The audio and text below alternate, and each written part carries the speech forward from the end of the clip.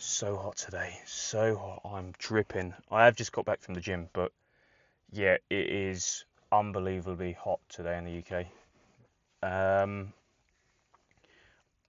Recently, a friend of mine told me about something called the millennial pause, which I've been thinking about ever since I've decided to start filming myself. For those that don't know, the millennial pause is basically this 2 second pause before the start of a video, um, due to the fact that older cameras used to have a delay before they started recording, so we traditionally wait to make sure to know what actually we're recording. Obviously, that doesn't happen anymore with technology. But yeah, I mean, basically, I'm looking at trying to do this, speak in front of the camera. I recently just done a academic conference on leisure, health and well-being, presenting some of my PhD work. And public speaking doesn't come natural to me. This whole talking to people and sharing ideas in a coherent manner on the dot is not something that I've practiced. I'm very much a writer.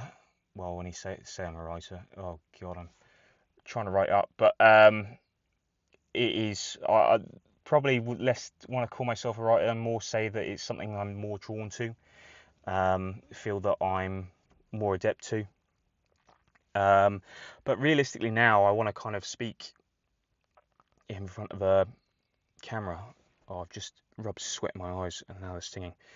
And kind of share a little bit more about my, experiences, knowledge, findings, my research, because I've spent a number of years now speaking with men, about their lives, about their weight, about their experiences with sport and physical activity, about themselves as men. And I think these kind of conversations, whether it's about health, well-being, whether it's about you know bodies, whether it's about men and masculinity, these ideas are constantly circulating. I recently, just before I click record on this, I saw a short clip from Subway Takes about men working out for other men, or there was a claim about men for working out for other men, and it got me thinking very much about my work and how sport, physical, or gym work, bodybuilding, whether it's strength work, is very much about it's a masculine validating experience. The idea that it is, if you demonstrate proficiency in this area, that you elevate your status amongst other men and boys, because men and boys are often socialized within school settings and various other institutions to be sporty, to be active, to be proficient at a certain activity.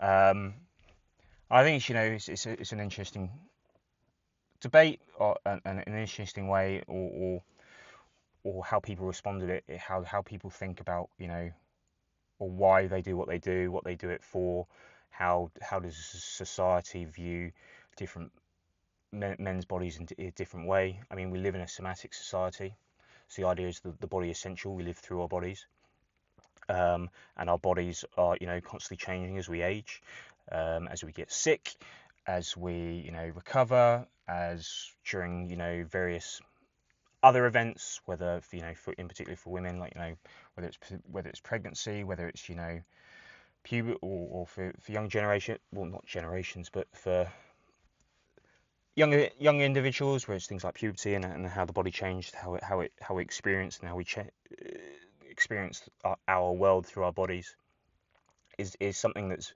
very interesting to me. I think it's potentially interesting to others. It's something I want to kind of I'm trying to better articulate through video, maybe more off the cuff, like this than scripted, and because time spent scripting is time drawn away from finishing this bloody PhD. So I'm very much committing to myself to do this, you know, just to speak, share what I know, talk about these experiences, and go from there. So if you want to be here for the ride, welcome. If not, no worries. I'm just going to keep doing it, and that's the way it is.